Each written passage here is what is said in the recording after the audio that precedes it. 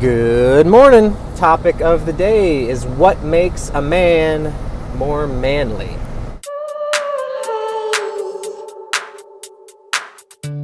Yesterday, I heard that a guy that works at the high school that I went to, so he has some influence over young high school age guys, and I'm saying guys because I hesitate to say men because of the topic we're talking about, but anyway. He has a lot of influence over these guys, and they are being told that what makes a man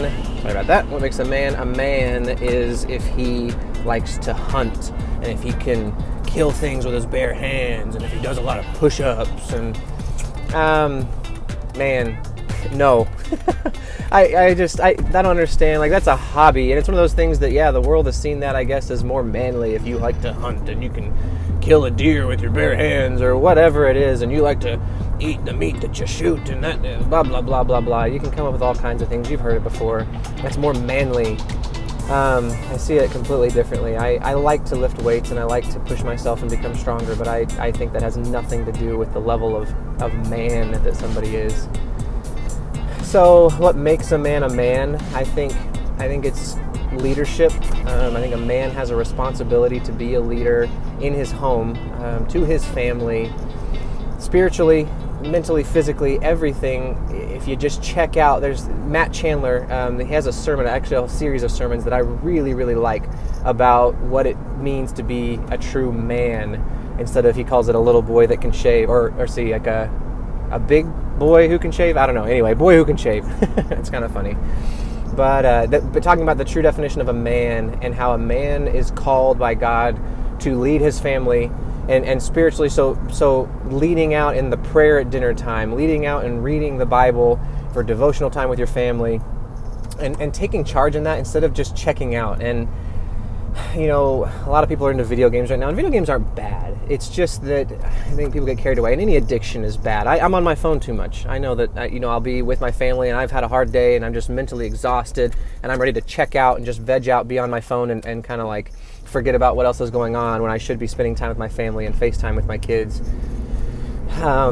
So it's not like I'm saying video games are bad, but he talks about video games a lot because there is, I guess, in culture right now, a tendency to spend way too much time on video games, and guys will, spend hours and hours and hours. Now, again, if that's your hobby, that's totally fine. I just think you need to carve out time for it. So basically, after you put the kids to bed, after your wife's asleep and everybody's there, if you want to spend your time and sacrifice your sleep hours when you're not affecting anybody else's time, that's my big thing, is not taking up anybody else's time. So I wake up really early in the morning to get my stuff done, my me time. I wake up and I go work out 5 o'clock in the morning. I'm up at 4 getting other stuff done before that because no one else is awake and I'm not taking time for anybody else. Versus in the evenings, that was like a big struggle. Like when we first started out in our marriage and I was wanting to work out in the evenings, and my wife was, mad because I was gone all the time. Because when you work out in the evenings and you're not limited, like I don't, necessarily have to be home at a certain time, I'll end up working out for 2.5 hours and just wasting time. Instead of like in the morning when I've got a deadline, I've got to be out of there by a certain time.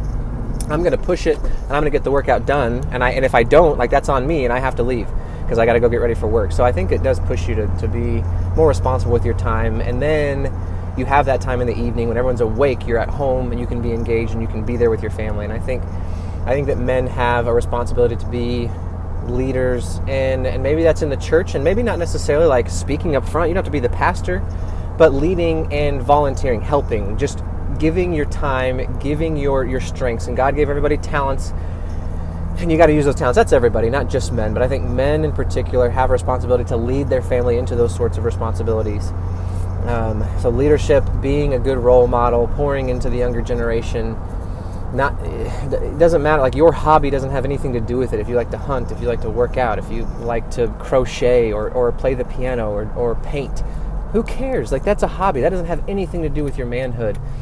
So I don't know, just it kind of irked me a little bit when the guy I hear, was pouring into these guys and telling them they all needed to hunt, and he's hanging up deer heads all over the place. Again, perfectly fine hobby. Like, I have no problem with that. I'm not like saying, oh, don't kill the animal, blah, blah, blah. Like, it's a hobby, and it's like any other hobby. If you like to do it, but don't be passionate that everybody else should do the same thing. It's just kind of weird that you think that your hobby makes you more manly, and everybody's like, oh, you're not a man unless you hunt, and like, I don't know. got to talk to that guy maybe at some point, or at least talk to the guys that he's talking to and tell them that that's not exactly the right way to think or frame your mind. So with that, it's something to think about today, right? Something to think about what makes a true man, what makes a man more manly, because the world standards, who really cares? But what actually matters is what God thinks and what God's standards that he set out. So think about that today. Food for thought, and I will see you tomorrow.